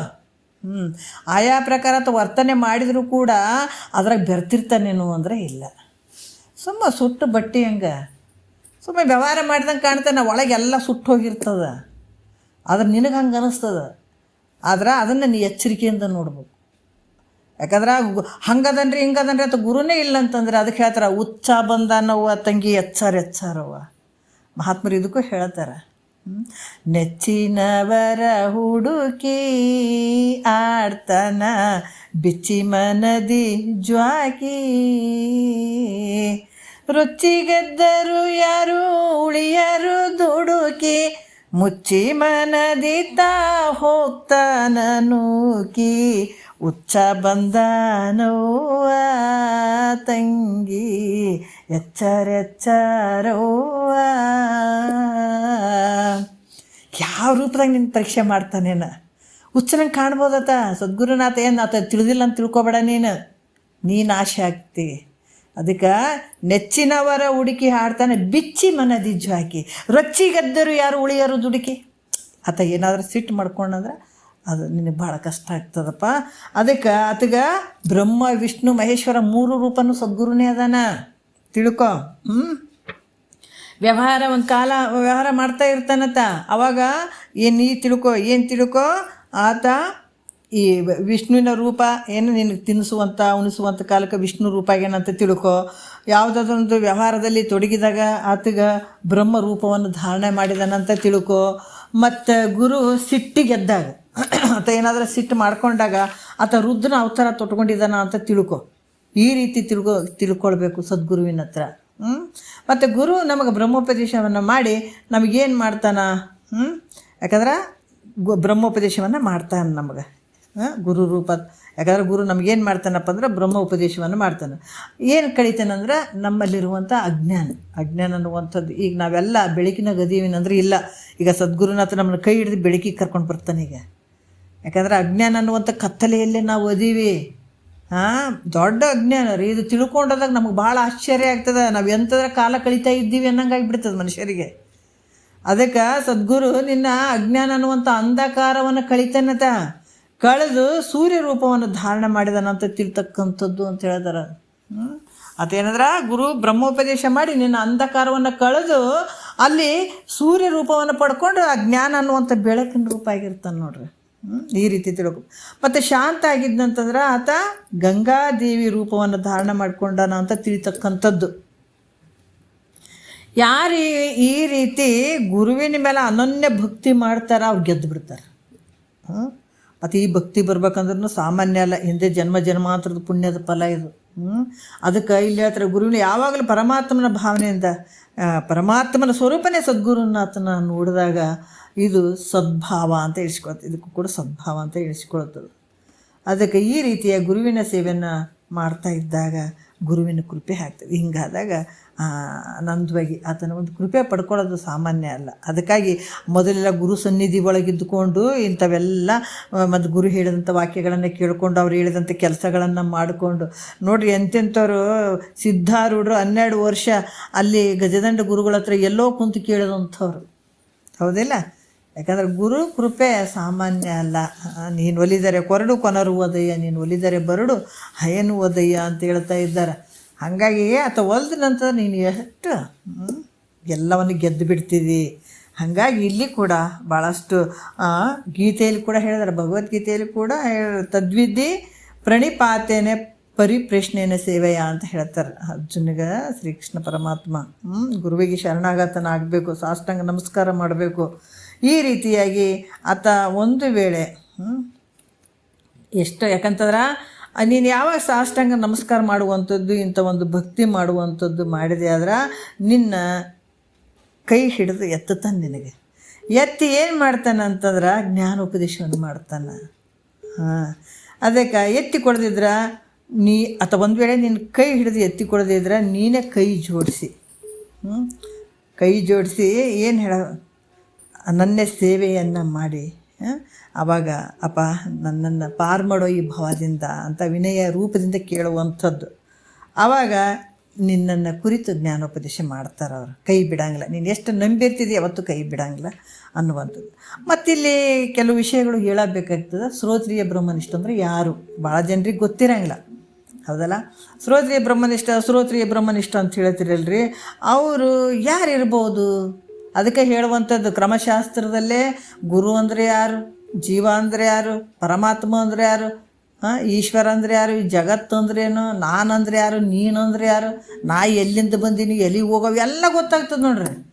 ಅದಕ್ಕೆ ಈಗ ಗುರುಗಳು ಅಂತೀರಪ್ಪ, ಭಾಳಷ್ಟು ಚೆನ್ನಾಗಿ ಹೇಳ್ತಾರೆ. ಗುರುಗಳು ಅಂದ್ರೆ ಈಗ ಏನು ಹೇಳ್ತಾರೆ, ಗುರುಗಳು ರೀ ಯಾರ್ರೀ ಮೊದಲಿನ ಥರ ಇರ್ತಾರೆ ಹಿಂಗೆಲ್ಲ ಹೇಳ್ತಾರೆ.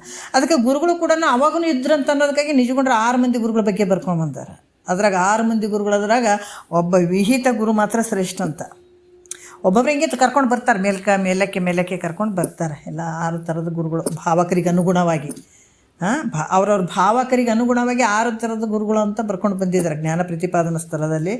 ಇಲ್ಲಿ ಕೂಡ ಶ್ರೋತ್ರಿಯ ಬ್ರಹ್ಮನಿಷ್ಠ ಸದ್ಗುರುಗಳು ಯಾರಪ್ಪ ಅಂತಂದಾಗ ಅವ್ರು ಹೇಳ್ತಾರೆ, ಈ ಶ್ರುತಿಯ ಎಲ್ಲಿ ಹೇಳಿದಂಥದ್ದು ಮೊದಲೇನು ಇರ್ತದಲ್ಲ ಪೂರ್ವದಲ್ಲಿ ಹೇಳಿದ್ದು ಭೇದವನ್ನು ತ್ಯಾಗ ಮಾಡಿ.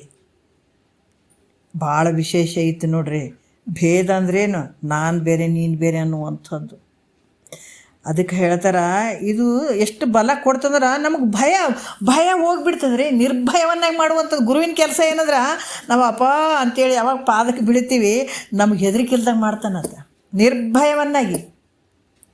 ಈಗ ಮೊದಲು ಹೇಳಿದರು ಏನು ಕರ್ಮದ ಬಗ್ಗೆ ಹೇಳಿದ್ರು. ಕರ್ಮದಲ್ಲಿ ಏನು ಹೇಳಿದಾರ, ದೇವ್ರು ಅಲ್ಲಿ ಅದಾನ ಇಲ್ಲಿ ಅದಾನ, ಅದಕ್ಕೆ ಪೂಜೆ ಮಾಡಿರಿ ಅಥವಾ ಮಾಡಲಿಲ್ಲ ಅಂದ್ರೆ ನಿಮ್ಗೆ ಹಿಂಗೆ ಮಾಡಿಬಿಡ್ತಾನೆ ಹಂಗೆ ಮಾಡಿಬಿಡ್ತಾನೆ, ಭಯ ಹುಡ್ಸ್ಯಾರಿಲ್ಲ ಅಲ್ಲಿ. ಆತ ಹಿಂಗೆ ಮಾಡಲಿಲ್ಲ ಅಂದರೆ ಭಾಳ ಶಿಕ್ಷೆ ಆಗಿಬಿಡ್ತದ, ತಪ್ಪಾಗಿಬಿಡ್ತದ, ದೇವ್ರು ಮುನ್ಸ್ಕೊಂಡು ಬಿಡ್ತದ, ದೇವ್ರು ಹಂಗೆ ಮಾಡಿಬಿಡ್ತದೆ ಹಿಂಗೆ ಮಾಡಿಬಿಡ್ತದೆ ಅಂತ ಎಲ್ಲ ಭಯ ಮಾಡಿಸ್ಬಿಟ್ಟಿರ್ತಾರೆ. ಹೌದಿಲ್ಲ, ಭಯ ಮಾಡಿಸ್ಬಿಡ್ತಾರೆ. ಅವಾಗ ನಾವು ಗಡ ನಡಿಗೆ ಇವತ್ತು 1 ತಿಂಗಳು ಶ್ರಾವಣದಾಗ ಉಪವಾಸ ಇರಲಿಲ್ಲ ಅಂದ್ರೆ ಆ ದೇವ್ರು ಏನು ಮಾಡಿಬಿಡ್ತಾನಂತ ನಾವು ಉಪವಾಸ ಇದ್ದು ಬಿಡ್ತೀವಿ. ಮತ್ತು ಸೋಮವಾರ ಮಂಗಳವಾರ ಇರಬಾರ್ದಂತಲ್ಲ, ಮೊದಲಿಂದ ಹೇಳ್ತೀನಿ ನಾನು. ಹಂಗೆಲ್ಲ ನಡಿಗೆ ಸತ್ತು ಹೋಗಿವಿ. ಜನ್ಮದಾಗ ಅಂಜೇ ಸತ್ತೀವಿ ನಾವು. ಆ ದೇವ್ರಿಗೆ ಅನ್ಸೋದು, ಈ ದೇವ್ರಿಗೆ ಅನ್ಸೋದು. ಅಲ್ಲಿ ಹೋಗ್ಲಿಲ್ಲ ಅಂದ್ರೆ ಏನು ಮಾಡಿಬಿಡ್ತದೆ, ಇಲ್ಲಿ ಹೋಗ್ಲಿಲ್ಲ ಅಂದ್ರೆ ಏನು ಮಾಡಿಬಿಡ್ತದೆ. ಇವತ್ತು ದೇವ್ರು ಮಾಡಲಿಲ್ಲ ಅಂದ್ರೆ ಏನು ಮಾಡಿಬಿಡ್ತದನಂತ. ಅದು ಸಾಲ ಸಮುದಾಯ ಮಾಡಿ ಅದಕ್ಕೆ ಬಡ್ಡಿ ತುಂಬಿ ಸಾಯ್ತಾವ ಎಲ್ಲಷ್ಟು. ಅದು ಏನು ಮಾಡಂಗಿಲ್ಲ ಪಾಪ. ಅವು ಏನು ಮಾಡ್ತಾವ, ನೀನು ಭಕ್ತಿ ಒಂದು ಕಾಯ್ತಾವ ಅಷ್ಟೇ. ಹಾಗಾಗಿ ಅಲ್ಲಿ ಏನು ಭಯ ಇತ್ತು, ಭೇದಕ್ಕೆ ಭಯ ಇರ್ತದೆ. ಅದು ಬೇರೆ ನಾನು ಬೇರೆ, ದೇವ್ರು ಬೇರೆ ನಾನು ಬೇರೆ ಅಂದಾಗ ಭಯ ಇರ್ತದೆ.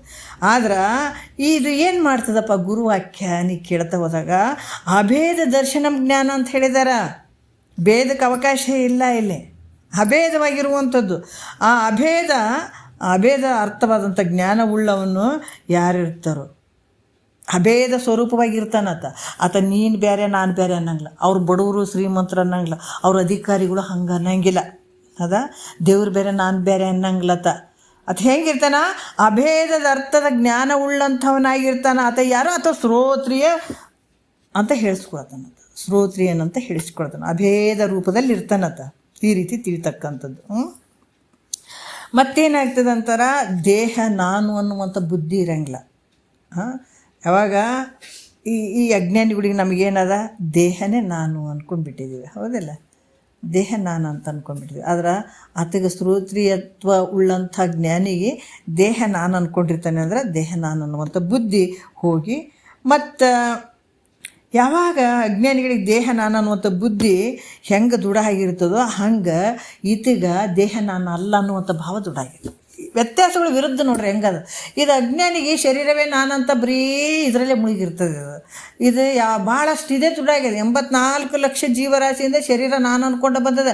ಯಾವ್ಯಾವ ಜನ್ಮಕ್ಕೆ ಬಂದದ ಅದು ಶರೀರ ನಾನೇ ಅನ್ಕೊಂತ ಬಂದದ್ದಿದು. ಮತ್ತು ಈ ಗುರುಗಳು ಒಂದು ಸಲ ಕುಂತ್ಕೊಂಡು ನೀನು ಅಲ್ಲಪ್ಪ ಶರೀರ ಅಂತ ಕೇಳಿಬಿಡ್ತದನಿದು.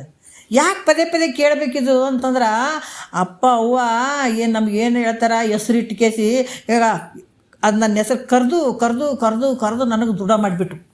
ಕಾಲೇಜ್ನಾಗ ಒದರಿದ್ರು ಕೂಡ ಹೆಸ್ರು ಅಂದ್ರೂ ಕೂಡ ಓ ಅಂತ ಅನ್ನಂಗೆ ಮಾಡಿಬಿಟ್ಟಾರ ನೋಡ್ರಿ. ಅಷ್ಟು ಗಟ್ಟಿ ಮಾಡಿಬಿಟ್ರು ಅದನ್ನ ಹೆಸ್ರನ್ನು. ಅದು ನಿಜವಾಗಿ ನೋಡಿದ್ರೆ ಮೊದಲು ಇತ್ತನ್ನೋದು ಹೆಸ್ರು ಇಲ್ಲ, ನಡು ಬಂದದಕ್ಕೆ ಅಷ್ಟು ಗಟ್ಟಿ ಮಾಡ್ಕೊಂಡ್ಬಿಟ್ಟಿವಿ.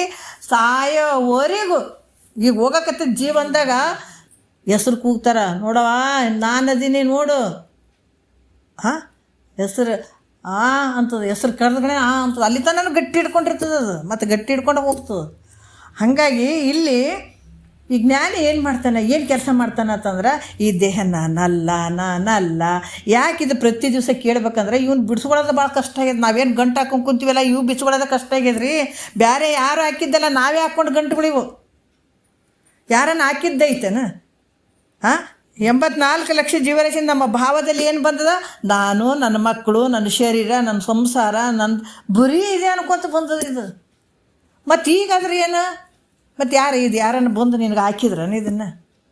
ನಾವೇ ಮಾಡ್ಕೊಂಡದ್ದಿದು. ನನ್ನ ಶರೀರ ಅಂತ ಅಂದ್ಕೊಳ್ಳೋದು, ಮನಸ್ಸು, ಬುದ್ಧಿ, ಚಿತ್ತು, ಅಹಂಕಾರ, ಮಮಕಾರ ಎಲ್ಲದ್ರ ಮೇಲೆ ನಾವು ಪ್ರೀತಿ ಇಟ್ಕೊಂಡು ಕುಂತೀವಿ.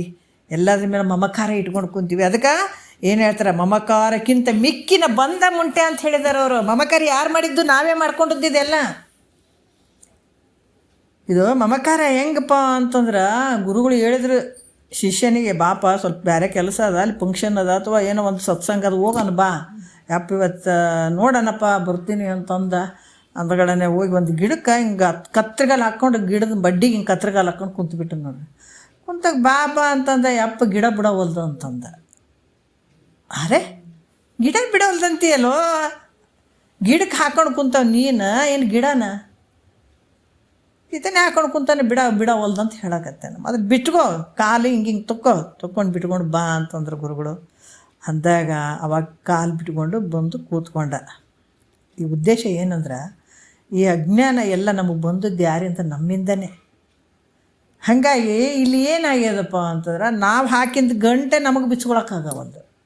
ಹಾಗಾಗಿ ಸದ್ಗುರುನಾಥ ಅದನ್ನು ತೋರಿಸ್ತಾನೆ. ಹಿಂಗೆ ಮೆಲ್ಲಗೆ ಬಿಚ್ಕೋ, ಮತ್ತೆ ಬಡ ಬಿಚ್ಕೊಂಡೆ ಅಂದ್ರೆ ಗಂಟು ಹರಿದು ಹೋಗಿಬಿಡ್ತದೆ, ಅದು ತ್ರಾಸಾಗ್ತದೆ. ಮೆಲ್ಲಕ್ಕೆ ಬಿಚ್ಕೋ ಅಂತ ಈ ಹೃದಯ ಗ್ರಂಥಿ. ಅದಕ್ಕೆ ಹೃದಯ ಗ್ರಂಥಿಯನ್ನು ಬಿಡ್ಸೋಕೆ ಬಂದಂಥವೇ ಗ್ರಂಥಗಳು. ಇದಕ್ಕೆ ಪುಸ್ತಕಗಳು ಅನ್ನಂಗಿಲ್ಲ ನೋಡ್ರಿ, ಗ್ರಂಥ ಅನ್ನಬೇಕಾಗ್ತದೆ. ಮಹಾತ್ಮರು ಹೇಳಿದಂಥ ವಿಚಾರಗಳು, ವೇದ ಉಪನಿಷತ್ತುಗಳು, ಮಹಾತ್ಮರು ಹೇಳಿದಂಥ ವಿಚಾರಗಳು ಬರೆದಂಥವಕ್ಕೆಲ್ಲ ನಾವು ಗ್ರಂಥ ಅನ್ಬೇಕಾಗ್ತದೆ, ಪುಸ್ತಕಗಳು ಅನ್ನಂಗಿಲ್ಲ ಅದಕ್ಕೆ. ಯಾಕಂದ್ರೆ ಹೃದಯ ಗ್ರಂಥಿಯನ್ನು ಕಳೆಯುವಂಥವು ಗ್ರಂಥಗಳು ಅಲ್ಲ. ಈಗ ಮತ್ತೆ ಹೇಳ್ತಾರೆ ಅವರು, ಇಂಥ ಶ್ರೋತ್ರಿಯ ಬ್ರಹ್ಮನಿಷ್ಠ ಆತ ಏನು ಮಾಡ್ತಾನಂದ್ರೆ ತನ್ನ ಶರೀರವನ್ನು ನಾನಲ್ಲ ಅಂತ ಅಂದ್ಕೊಂಡಿರ್ತಾನೆ.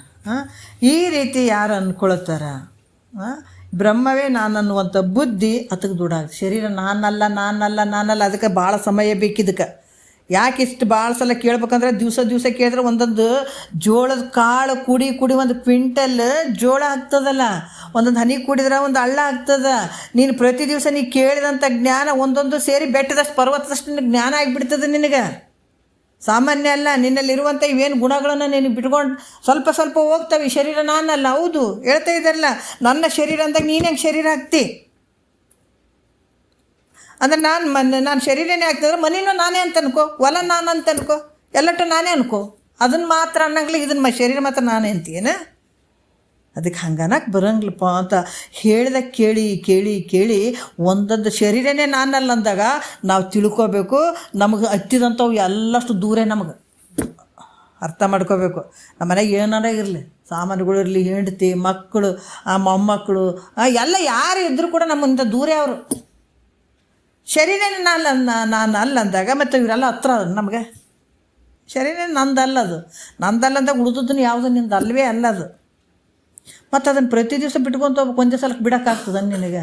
ಬಿಡೋಕ್ಕಾಗಲ್ಲ. ಪ್ರತಿ ದಿವಸ ಕೇಳಿ ನೋಡ್ರಿ, ಮಾತು ನಾವು ಕೇಳಿ ಸಂಸಾರಗಳು ಮಾಡಕತ್ತೀವಿ, ಹೌದಲ್ಲ? ಪ್ರತಿಯೊಂದು ನಡೆದದ್ದೇನು ಬರೀ ಕೇಳಿದ್ದೇ ಸಂಸಾರ. ನಾವು ಯಾರು ಯೋಗ ಮಾಡಿಲ್ಲ, ಪ್ರಾಣಾಯಾಮ ಮಾಡಿಲ್ಲ, ಏನೂ ಮಾಡಿಲ್ಲ, ಸಂಸಾರ ಮಾಡ್ಬೇಕಾದ್ರೆ ಮತ್ತು ನಡೆದದೆ ಮಾಡಕತ್ತೀವಿಲ್ಲ. ಎದರಿಂದ? ಇವೆಲ್ಲ ಕೇಳಿ ಮಾಡಿ ಇಂಥವೆಲ್ಲ ಸಂಸಾರಗಳು ಮಾಡಕತ್ತೀವಿ. ಅದ್ರಂಗೆ ಕೇಳಿ ಮಾಡಿದಂಥ ಇದೆಲ್ಲ ಗಟ್ಟಿ ಹಿಡ್ಕೊಂಡು ಕೂತಿಲ್ಲ. ಈ ಕೇಳಿನೇ ಬಿಟ್ಕೋಬೇಕೀಗ. ಈ ಕೆಲಸನ ನೀನೇ ಮಾಡ್ಕೋಬೇಕಾಗ್ಯದ. ಈಗ ಹೆಂಗೆ ಮಾಡವ? ಅದಕ್ಕೆ ಶ್ರೇಷ್ಠವಾದಂಥದ್ದು ಇದು. ಈ ರೀತಿಯಾಗಿ ನಾನು ಬ್ರಹ್ಮನಿಷ್ಠ ಸದ್ಗುರು ಅಂತ ಯಾವಾಗ ಆತಗೆ ನಾನು ಅನ್ನುವಂಥ ಬುದ್ಧಿ ಹೋಗಿ ನಾ ಪರಬ್ರಹ್ಮ ಸ್ವರೂಪ ಇದ್ದೀನಿ ಅನ್ನುವಂಥ ದೃಢ ಆಗಬೇಕಾಗ್ತದೆ. ಈಗ ಶ್ರೋತ್ರಿಯತ್ವ ಮತ್ತು ಬ್ರಹ್ಮನಿಷ್ಠತ್ವ ಎರಡೂ ಬಂತು ನೋಡ್ರಿ ಇಲ್ಲಿ. ಯಾಕಂದರೆ ಅಭೇದ ದರ್ಶನ ಉಳ್ಳಂಥವ್ನು ಯಾರು? ಶ್ರೋತ್ರಿಯ ಬ್ರಹ್ಮನಿಷ್ಠ ಸದ್ಗುರು. ದೇಹ ಭಾವ ಹೋಗಿ ನಾನು ಪರಬ್ರಹ್ಮ ಸ್ವರೂಪ ಭಾವನೆ ನಾನಿದ್ದೀನಿ, ಪರಬ್ರಹ್ಮ ಸ್ವರೂಪನೇ ನಾನಿದ್ದೀನಿ ಅಂತ ದೃಢ ಆದಾಗ ಅಲ್ಲಿ ಎರಡೂ ಬಂದವು, ಶ್ರೋತ್ರಿಯತ್ವ ಮತ್ತು ಬ್ರಹ್ಮನಿಷ್ಠತ್ವ. ಇದಕ್ಕೆ ಶ್ರೋತ್ರಿಯ ಬ್ರಹ್ಮನಿಷ್ಠ ಸದ್ಗುರು ಅಂತ ಭಾಳ ಚಂದ ತಿಳಿಸಿದ್ದಾರೆ ನಿಜಗುಂಡ್ರು. ಈ ಸದ್ಗುರುಗಳನ್ನ ಈ ಶ್ರೋತ್ರಿಯ ಬ್ರಹ್ಮನಿಷ್ಠ ಸದ್ಗುರು ಎರಡೂ ಅದಾವತ್ಗ. ಹೆಂಗೆ? ಶ್ರೋತ್ರಿಯತ್ವನ ಐತೆ, ಬ್ರಹ್ಮನಿಷ್ಠತ್ವನ ಐತೆ. ಇಂತಹ ಸದ್ಗುರುಗಳ ಸೇವೆಯನ್ನು ನೀ ಮಾಡಿದ್ದೆ ಆದರೆ ನೋಡ್ರಿ, ಅದಕ್ಕೆ ಅವ್ರು ಹೇಳ್ತಾರೆ, ಈ ರೀತಿ ಅವರು ನಿನಗೆ ಕೃಪೆ ಮಾಡ್ತಾರೆ, ಸಂತುಷ್ಟಾಗಿಬಿಟ್ಟು ಏನು ಮಾಡ್ತಾರೆ, ನಿನಗೆ ಜ್ಞಾನ ಉಪದೇಶ ಮಾಡ್ತಾರೆ. ಅದಕ್ಕೆ ಗುರುವರ ಒಲವಿಲ್ಲದವನು ಏನೇನು ದೊರೆಯಲರಿದು ಸಮ್ಯಕ್ ಜ್ಞಾನ ಅಂತ ಹೇಳಿದಾರ. ಗುರುವಿನ ಒಲುಮೆ ನಿನಗಾಗಬೇಕು. ಕಾಟಾಚಾರ ಕೇಳಕತ್ತೇನಪ್ಪ, ಕೇಳಕತ್ತ ಬಿಡ್ರಿ ಏನು ಅಂತ ಹಂಗೆ ಅನ್ನಬಾರ್ದತ್ತ. ಅದು ನಿನಗೆ ನಿನ್ನ ಸೇವಾದಿಗಳನ್ನು ಖುಷಿ ಪಡ್ಬೇಕತ್ತ. ನೀನು ಆತನ ಕೃಪೆ ಆಗಬೇಕು. ಆ ವಾಕ್ಯಗಳನ್ನು ನೀನು ಅಂದರೆ ಅಂದಾಗ ಮಾತ್ರ ಆತ ಒಳಗಿನೂ ಬಿಚ್ತಾನೆ. ಅದೇ ಯಾಕೆ ಬಿಸ್ತಾನೆ? ಇಲ್ಲಾಂದರೆ ಯಾಕೆ ನೀನು ಎಷ್ಟು ಭಕ್ತಿ ಮಾಡ್ತೇವೆ ಅಷ್ಟು ಒಳಗಿನೂ ಬಿಸ್ತಾನತ್ತ. ಇಲ್ಲಾಂದ್ರೆ ಯಾಕೆ ಹೇಳ್ತಾನೆ ಹೇಳ್ರಿ? ಅದಕ್ಕೆ ಆತನ ಕೃಪೆಯಾಗಿ ಅದಕ್ಕೆ ಗುರುವರನ ಒಲವು ಭಾಳ ಮುಖ್ಯ. ಅದಕ್ಕೆ ಅದು ಬಹು ಸುಲಭ ಬ್ರಹ್ಮಜ್ಞಾನ ಅಂತ ಹೇಳಿದ್ದಾರೆ. ಭಾಳ ಸುಲಭ ಐತಿ. ಮತ್ತು ಇದಕ್ಕೆ ನೋಡ್ರಿ, ಏನಾರು ಉಪವಾಸ ಇರೋದೈತೆ, ರೊಕ್ಕ ರೂಪಾಯಿ ಕೊಡೋದೈತೆ, ಎಲ್ಲೇನೋ ದೂರ ಹೋಗ್ಬೇಕನ್ನೋದೈತೆ, ಕಾಡಿನಾಗ ಕೂಡ್ಬೇಕನ್ನೋದೈತೆ, ಏನಾರ ಏನೈತೆ ಹೇಳ್ರಿ? ಏನು ತ್ರಾಸ ಐತೇನೆ ಇದಕ್ಕೆ? ಏನಿಲ್ಲ, ಸುಮ್ಮ ಕುಂತು ಕೇಳಬೇಕು. ಅದಕ್ಕೆ ಬಹು ಸುಲಭ, ಭಾಳ ಚಂದ ಕುಂತು ಕೇಳಿದ್ರೆ ಭಾಳ ಆನಂದ ಐತ್ರಿ. ಅದು ಬಹು ಸುಲಭ. ಆದ್ರೆ ಗುರು ಒಲಿದು ಪೇಳದಿರಲು ಬ್ರಹ್ಮನಿಗೂ ಅಸಾಧ್ಯ ಅಂತ ಹೇಳ್ತಾರೆ. ಯಾವಾಗ ಗುರು ಒಲಿದು ನಿನಗೆ ಹೇಳಲಿಲ್ಲ, ಮತ್ತು ನಿನ್ನ ಭಾವಕ್ಕೆ ಅನುಗುಣವಾಗಿ ಎಳಿಯಾಗಿ ಬಿಚ್ಚಬೇಕತ್ತ. ಬಿಚ್ಚು ಖುಷಿಯಿಂದ ನೋಡಪ್ಪ ಹಿಂಗೈತೆ ಹೆಂಗಾರ ಮಾಡಿ ಇವನು ಉದ್ಧಾರ ಆಗಲಿ ಅನ್ನುವಂಥ ಭಾವ ಗುರುವಿಗಿರಬೇಕು. ಹಂಗಿದ್ದಾಗ ಮಾತ್ರ ಇಲ್ಲಿ ಕೆಲಸ ನಡೀತಾವ. ಶಿಷ್ಯನೂ ಹಂಗೆ ಇರ್ಬೇಕು, ಪರಮಾತ್ಮನ ಸ್ವರೂಪ ಅಂತ ಆತ ತಿಳ್ಕೊಂಡು ಗುರು ಏನೇನು ಹೇಳ್ತಾನೆ ಅವನ್ನೆಲ್ಲ ಸ್ವೀಕಾರ ಮಾಡಬೇಕು. ಸದ್ಗುರು ಯಾರು? ಶಿಷ್ಯ ಆದಂಥವು. ಆತ ಹೇಳಿದಂಥ ಒಂದು ದೊಡ್ಡ ವಾಕ್ಯಗಳು. ಅದಕ್ಕೆ ಗುರುವಚನವೇ ಶ್ರುತಿ, ಗುರುವಚನವೇ ಸ್ಮೃತಿ, ಗುರುವಚನವೇ ಪುರಾಣಾಗಮ, ಗುರುವಚನವೇ ಸಕಲ ಸಿದ್ಧಿಗಳಾಗು, ಗುರುವಚನವೇ ಮೋಕ್ಷಗತಿ ಅಂತ ಹೇಳಿದ್ದಾರೆ ಅವರು. ಗುರುವಚನದಿಂದ ಎಲ್ಲ ಆಗ್ತದಪ್ಪ ಅನ್ನುವಂಥ ಯಾವಾಗ ದೃಢಭಾವದಿಂದ ಕೇಳ್ತಾನೆ ಶಿಷ್ಯನ ಗೆಲ್ಲುತ್ತಾನೆ. ಈ ಶಿಷ್ಯ ಇಷ್ಟೆಲ್ಲ ಅಂಥ ಕಣೆ ಶುದ್ಧ ಐತಪ್ಪ, ಈತ ಹರವೇ ಗುರು, ಗುರುವೇ ಹರ ಅಂತ ಹೀಗೆ ತಿಳ್ಕೊಂಡಿದ್ದಾನೆ, ಈತ ಉದ್ಧಾರ ಆಗಲಿ ಅಂತ ಗುರುವಿನ ಮನಸ್ಸಿನಾಗ ಸ್ವಲ್ಪ ಕರುಣೆ ಬಂತು ಅಂತಂದಾಗ ಶಿಷ್ಯ ಗೆದ್ದ ಬಿಡ್ತಾನೆ. ಅದಕ್ಕೆ ಒಂದು ಸ್ವಲ್ಪ ಹೇಳ್ತೀನಿ ನಾನು. ಈಗಾಗಲೇ ಮೊದಲು ಭಾಳಷ್ಟು ಹೇಳಿದ್ದೀನಿ, ನಮ್ಮ ಅನುಭವ ಆದಂಥದ್ದು ಒಂದು ವಿಚಾರ ಹೇಳೋಕ್ಕೆ ನಾನು ಇಷ್ಟಪಡ್ತೀನಿ.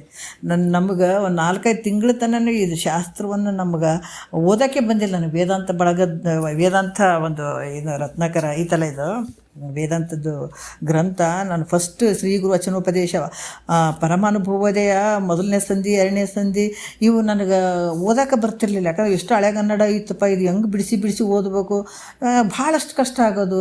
ನನ್ನ ಹಾಡುಗಳು ಹೇಳ್ಬೇಕಂತ ಕೂತ್ಕೊಂಡ್ರೆ ಎಷ್ಟೋ ಸಲ ಹಾಡುಗಳ ಬರ್ತಿರ್ಲಿಲ್ಲ. ಇದು ಹೆಂಗೆ ರೀ, ಇದು ಎಷ್ಟು ಕೂಡಿಸಿ ಬರ್ತಾರೆ, ಇದನ್ನ ಹೆಂಗೆ ತಿಳ್ಕೊಬೇಕು.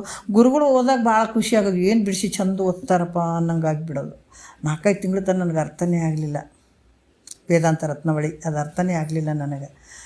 ಏನು ಮಾಡೋದು, ಇದನ್ನು ನಾನು ಹೇಳಲೇಬೇಕು. ಎಂಥ ಒಂದು ಶಕ್ತಿಯ ಸದ್ಗುರುಗಳು ಅಂತಂದ್ರೆ, ನಾವು ಸುಮ್ಮನೆ ಕೂತ್ಕೊಂಡು ಬರೋಣ ಗುರುವಿನ ಒಂದು ಸನ್ನಿಧಾನದಲ್ಲಿ ಅಂತ ಹೋದಾಗ ಒಂದು ಸಲ ಅವ್ರು ಖುಷಿಯಾಗಿ ಹೇಳಿದರು. ಭಾನುವಾರ ಇತ್ತು ಅವತ್ತು ಮಧ್ಯಾಹ್ನ, ಅವತ್ತು ಹಿಂದಿನ ದಿವಸ ಅಮಾವಾಸ್ಯೆ ಇತ್ತು. ಅಮಾವಾಸ್ಯೆ ಇದ್ದಾಗ ಅಲ್ಲಿ ಪೂಜೆ ಮಾಡಾಗ ನನಗೆ ಹಾಡು ಕೊಟ್ಟರೆ ನಾನು ಮಾಮೂಲಿ ಹಾಡುಗಳು ಹಾಡ್ತಿದ್ದೆ. ನಾನು ದಾಸರಾಡ, ಭಜನೆ ಹಾಡುಗಳು, ತತ್ವಪದಗಳು ಇವೆಲ್ಲ ಹೇಳ್ತಿದ್ದೆ ನಾನು. ಆಮೇಲೆ ನಿಜಗೊಂಡ್ರೆ ಹಾಡುಗಳು ನನಗೆ ಬರ್ತಿರಲಿಲ್ಲ, ಯಾಕಂದರೆ ಭಾಳ ಕಷ್ಟದ ಹಾಡುಗಳು ಅವು. ಹಾಗಾಗಿಬಿಟ್ಟು ಏನು ಮಾಡೋದಪ್ಪ ಅಂತೇಳ್ಬಿಟ್ಟು ಅವರಂದರು, ಅಮ್ಮ ನಿನ್ನೆ ನೀವು ಮೈಕ್ ನಿಮಗೆ ಕೊಟ್ಟರು ಅಲ್ಲ, ಅದಕ್ಕೆ ನೀವು ಭಾಳ ಕಷ್ಟಪಡ್ತೀರಿ, ಹಾಡು ಕಲಿಬೇಕಂತೇಳಿ ಭಾಳ ಕಷ್ಟಪಡ್ತೀರಿ, ಅದಕ್ಕೆ ನೀವು ಮೊದಲು ಮೈಕ್ ಕೊಡ್ತಾರೆ ನೋಡು ಅಂದರು. ಹೌದಪ್ಪ ಅಂತ ನಾನು ನಗಾಕತ್ತಿದ್ದೆ. ಅವಾಗ ಏನಂದ್ರು, ನೋಡು ನೀನು ಜ್ಞಾನ ಪ್ರತಿಪಾದನಾ ಸ್ಥಳದ ನಿಜಗೊಂಡ್ರು ಜ್ಞಾನ ಪ್ರತಿಪಾದನಾ ಸ್ಥಳದ ಹಾಡುಗಳನ್ನು ಕಲೀರಿ ಅಮ್ಮ, ನೀವು ಅವನ್ನ ಕಲೀರಿ. ಬೇರೆದವರೆಲ್ಲ ಬೇರೆ ಹಾಡುಗಳು ಆಡ್ತಾರೆ, ಆದ್ರೆ ನೀವು ಮಾತ್ರ ಜ್ಞಾನ ಪ್ರತಿಪಾದನಾ ಸ್ಥಳದ ಹಾಡುಗಳನ್ನು ಕಲೀರಿ ಅಂತ ಒಂದು ಮಾತು ಅವ್ರು ಅಂದರು. ನನಗೆ ಮನಸ್ಸಿನಾಗಂತೂ ಅಪ್ಪ ನನಗೆ ಓದೋಕೆ ಬರೋವಲ್ದು, ಅವು ಎಷ್ಟೋ ನೋಡ್ತೀನಿ ನನಗೆ ಹಾಡೋಕ್ಕೂ ಬರೋವಲ್ದು, ಇನ್ನು ಯಾವಾಗ ಆಡ್ತೀನಪ್ಪ ಹಾಡುಗಳು ಅಂತ ಮನಸ್ಸಿನಾಗ ಅಂದ್ಕೊಂಡು ಅವ್ರ ಮುಂದೆ ಆಯ್ತಪ್ಪ ಆದಷ್ಟು ಪ್ರಯತ್ನ ಮಾಡ್ತೀನಪ್ಪ ಅಂತ ನಕ್ಕು ಬಂದೆ. ನನ್ನ ಮನೆಗೆ ಬಂದು ಊಟ ಮಾಡಿ 4 ಗಂಟೆ 4 ಗಂಟೆ ಆಗಿತ್ತು.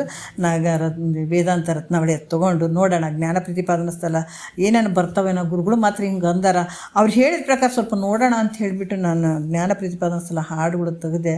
ಸತ್ಯವಾಗಿ ಹೇಳ್ತೀನಿ, ನನಗೆ ಯಾವಾಗಲೂ ಬರುವಂಥದ್ದು ಒಂದು 5-6 ಹಾಡುಗಳು ಇಮ್ಮಿಡಿಯೇಟ್ಲಿ ಟಕ ಟಕ ಟಕ ಟಕ ಟಕ ಬಂದವು ನೋಡ್ರಿ. ನಿಜವಾಗಿ ನಾನು ಯಾಕೆ ಹೇಳ್ತೀನಿ ಅಂದ್ರೆ, ಹಿಂದೆ ಗುರುಗಳು ಹಂಗಿದ್ದರಿ, ಹಿಂದೆ ಶಿಷ್ಯರು ಹಂಗಿದ್ದರಿ, ಅವಾಗ ಆಗ್ತಿತ್ತು ಈಗ ಆಗಂಗಿಲ್ಲ ಅಂತಲ್ಲ. ನಾವೇನು ಭಕ್ತಿ ಮಾಡ್ತೀವಿ ಈಗೂ ಹಂಗಾದಿದು. ಯಾವುದೋ ರೂಪದಿಂದ ನಮ್ಮನ್ನು ಕೈ ಹಿಡಿತಾನ, ಅದಕ್ಕೆ ಯಾವುದೋ ರೂಪದಿಂದ ಒಲಿತಾನ, ಅದು ಹಾಗೆ ಆಗ್ತಾವೆ ನಮಗೆ. ಅವಾಗಿದ್ದು ಅಂತಲ್ಲ, ಅವಾಗೂ ಇದ್ದಾವೆ ಈಗೂ ಅದಾವೆ. ಅದು ನಮ್ಮ ಭಕ್ತಿ, ನಮ್ಮ ಭಾವಕ್ಕೆ ಬಿಟ್ಟ ಅಂಥದ್ದು ನಾವು ಪಡ್ಕೊಳ್ಳೋದು. ಅದಕ್ಕೆ ಅವಾಗಿತ್ತು ಈಗೇನಿಲ್ಲ ಅಂತ ಅನ್ನಂಗಿಲ್ಲ. ಕುಣಿಲಕ್ಕೆ ಬರ್ಲನ್ನೆಲ್ಲ ಹಂಗೆ ಅಂತಿದ್ರಂತ ಹಂಗಾಗಬಾರ್ದು. ಯಾಕಂದ್ರೆ ಅವಾಗೂ ಇದೇ ಜನ ಇದ್ರು, ಇಂಥ ಭಾವ ಉಳ್ಳಂಥವ್ರು ಇದ್ರು, ಅವ್ರು ಪಾರಾದ್ರು, ಅವರು ಆ ಒಂದು ಭಕ್ತಿ ಅಗಮ್ಯ ಆಗಿರ್ತಿತ್ತು.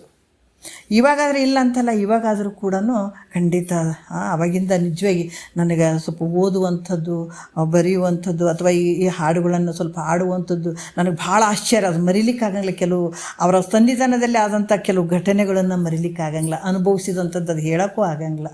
ಅಂಥ ಘಟನೆಗಳು ನಡೀತಾವೆ, ಇಲ್ಲ ಅಂತ ಇಲ್ಲ. ಹಾಗಾಗಿ ಗುರುವಿನ ಕೃಪೆ ಭಾಳ ಅಗಮ್ಯ ಅಥವಾ ಒಲದು ಏನಾರ ಹೇಳಿದ ಆತನ ಒಂದು ಕೃಪೆಗೆ ನೀವು ಪಾತ್ರ ಅನ್ನೋದನ್ನು ಗೆದ್ದ ಬಿಡ್ತಿದ್ದ, ಜನ್ಮವನ್ನೇ ಗೆದ್ದು ಬಿಡ್ತಿದ್ದ ಅನ್ನುವಂಥ ಮಾತು ನಿಜಗೊಂಡ್ರು ಕೂಡ ಹೇಳಿದ್ದಾರೆ. ಅದೇ ಮಾತು ಹೇಳಿದ್ದಾರೆ ಅವರು. ಇವುಗಳನ್ನು ಇಟ್ಕೊಂಡು ಭಾಳ ಅದ್ಭುತವಾದಂಥ ವಿಚಾರಗಳನ್ನು ನಾವು ಮತ್ತೆ ನಾಳೆ ನೋಡೋಣ. 1-2 ಗುರುಗಳ ಪಾದಕ್ಕೆ ಅರ್ಪಿಸಿ ಹರಂ.